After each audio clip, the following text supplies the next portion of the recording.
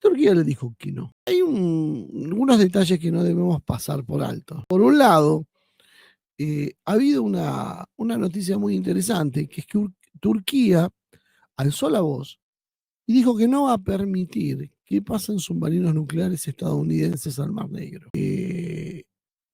Según un experto turco, Hakan Erkiner, eh, acá lo que ha habido es un movimiento en el rompecabezas que es clave, dado que Estados Unidos está intentando un despliegue de submarinos nucleares, y una de las cuestiones que se especuló es que esos submarinos nucleares se instalen en el Mar Negro, desde donde podrían atacar a Rusia. Simplemente también es algo absolutamente innecesario. La capacidad balística de estos submarinos les permitiría atacar de posiciones mucho más alejadas, pero en principio parecería ser que esto fue una de las cosas que se barajó y chocó con la resolución turca, que, invocando la Convención de Montreux en 1936, que establece que solo los países ribereños del Mar Negro pueden mantener presencia permanente en el Mar Negro. El resto lo tienen que rotar, y lo pueden hacer solo con la autorización expresa de Turquía. Y Turquía, garantizando el espíritu de esta convención, no va a permitir eh, despliegues militares que puedan alterar el equilibrio regional. Más o menos la mecánica es: entra un buque, sale un buque. Lo que no se puede es seguir acumulando buques. Y Turquía dijo que no lo va a permitir. Trump pudo haber ignorado esto como realidad jurídica y decir pasamos igual, o intentó simplemente hacer un bluff que no funcionó. Pero lo que sí es interesante, lo que es clave en esta historia, es que Turquía terminó por reafirmar en el momento más incómodo posible su autonomía estratégica, inclusive dentro de la OTAN. Mientras toda la OTAN se encamina a la guerra con Rusia, Turquía se niega a permitir el paso a los submarinos nucleares de Estados Unidos, porque una vez más, Turquía tiene una política independiente, que puede gustar o no gustar, pero que beneficia a Turquía, no a otro. Y con esto, ¿qué hizo Turquía? Recordó que hay una facultad que tienen los países ante Estados Unidos, que es la de decir que no, cosa que parece que se ha perdido. Y se ha saltado más aún, porque Trump alza la voz y parece que todo el mundo tiene que aceptar lo que está diciendo Trump. Turquía le dijo que no. Básicamente, lo que se está viendo es que la hegemonía de los Estados Unidos ya no está garantizando la obediencia automática de otras épocas, ni siquiera con sus propios aliados formales, como es Turquía. Estados Unidos no está consiguiendo que aquellos países, aquellas naciones que son medianamente independientes, se vuelquen a su favor. Solamente funcionan como perritos falderos los países europeos y un puñado más de países en el mundo. La mayoría de una relevancia entre poca y media. Pero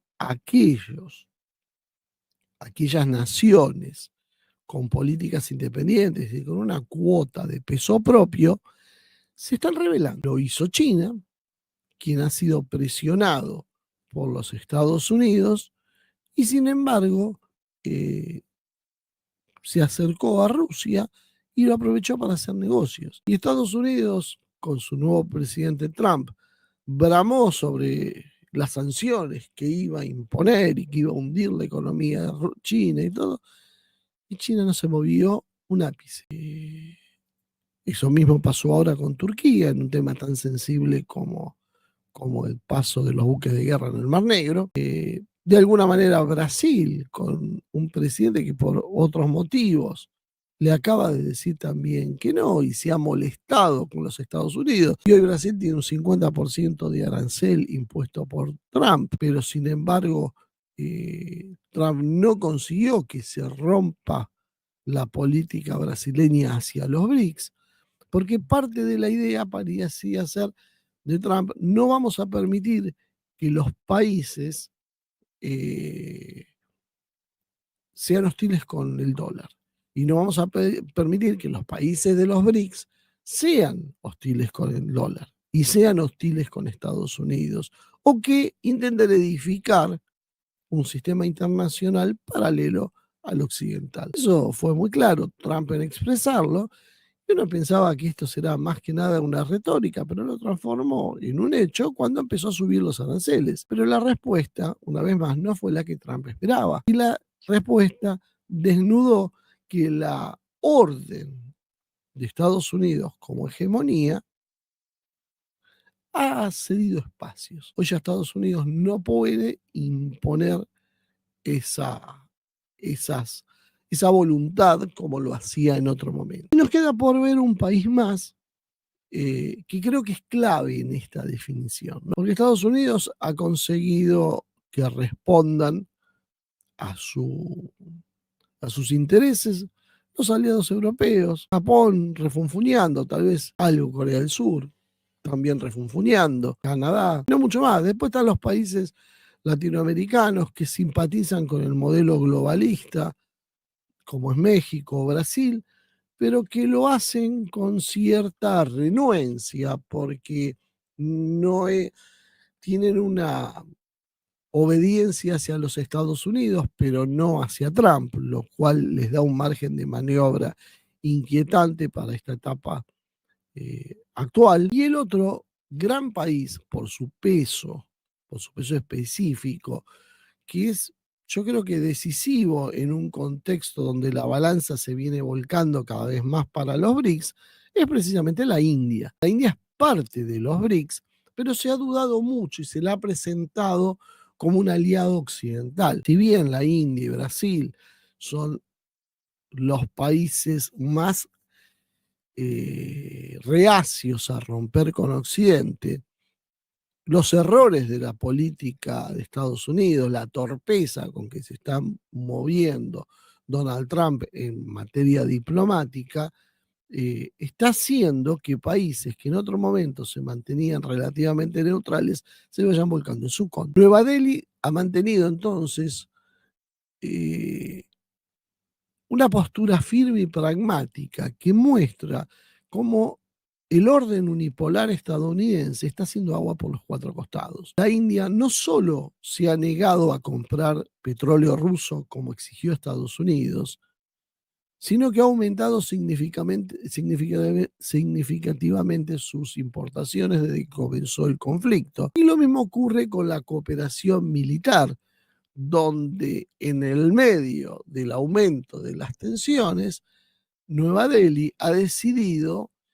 optar por los aviones rusos Sukhoi 57 en desmedro de los F-35 estadounidenses, algo más que un símbolo, podríamos decir, no solo por las capacidades evidentemente superiores de los aviones rusos, sino por lo que significa en una situación tan delicada decirle sí a las armas rusas y no a las armas estadounidenses. La India no cedió, argumentó que tiene su soberanía y de función de sus decisiones soberanas tiene la necesidad de diversificarse militarmente y que si bien se forma parte del Quad junto con Estados Unidos, Japón y Australia, no es un vasallo del bloque occidental, es un país independiente y que a la vez de pertenecer al Quad, también pertenece a los BRICS y a la Organización de Cooperación de Shanghái, espacios donde se encuentra presente con una actitud de liderazgo Rusia y China. Es decir, y esto alguna vez lo hemos hablado ya desde hace años, ¿no? India mostró cuál es su política. Su política es la de jugar en todos los tableros y ser amigo de todos, de ser como una cebolla de múltiples capas. Es amigo de todos, pero no se alinea con nadie. Y es un error presionar a India para que se alinee en contra de los propios intereses de la India solo por una presión occidental, porque el resultado ha sido profundamente negativo. El mensaje político entonces es que India no acata las sanciones occidentales, que India no rompió con Rusia, que India no subordina su política energética ni militar a la Casa Blanca y que la India tiene la idea de que hay que fortalecer un mundo multipolar soberano, donde cada actor toma decisiones sin depender de Washington o de Bruselas. Es más que simbólico ese mensaje geopolítico de India, porque se suma al que dio de alguna manera Brasil, al que dio Turquía, al que da habitualmente Hungría, o la propia Arabia Saudí, y obviamente los países africanos, algunos latinoamericanos, que están marcando una ruptura con el modelo de sometimiento diplomático del pasado. La negativa a ceder ante la presión de Estados Unidos y a continuar eh, su, su intercambio comercial y militar con Rusia no solo expresa entonces una autonomía estratégica, sino que valida el avance de un mundo multipolar donde las potencias regionales ya no tienen miedo de decirle que no a Washington, a pesar de esas bravuconadas que mencionábamos de Trump. Cada una de estas decisiones, entonces, termina por ir erosionando ese mito de la hegemonía occidental, anglosajona, estadounidense y británica, no nos olvidemos de eso, y fortalece de esta manera el nuevo paradigma geopolítica que está emergiendo. Y esto es un punto clave. La arquitectura entonces del poder unipolar se está resquebrajando rápidamente y no solo en el campo militar, sino esto ya empieza a reflejarse también en el terreno diplomático y legal. A pérdida de respeto, entonces, se ven surgir voces internas que piden otro rumbo, como sucedió con The American Conservative. Entre la admisión de la derrota en Ucrania, de la derrota militar, las amenazas sin efectos que ha hecho Trump y acciones como las del bloqueo de Turquía al avance de los submarinos nucleares, se configura un escenario de desprestigio que desgasta la autoridad estadounidense, tanto hacia afuera como hacia adentro del país. Medios como The American Conservative piden entonces que empiece a cambiarse el rumbo, que se abandone a Ucrania y que no se confronte con Rusia solo por un capricho, porque hay que salvar ahora el honor. Indica que ya hay un debate abierto dentro del establishment sobre el colapso de la estrategia globalista y la necesidad de adaptarse a un nuevo orden multipolar, aunque sea reconociéndolo a través de derrotas amargas. Por lo tanto, el Estados Unidos que aparece hoy es un Estados Unidos un poco distinto. Es un Estados Unidos que no tiene una iniciativa real en el campo de batalla, solo gestos, bravuconadas, amenazas vacías, pero insustanciales. Y en cada guerra o enfrentamiento que se ha metido, no han salido bien parados, como ha sucedido con los hutíes. Tiene un presidente Trump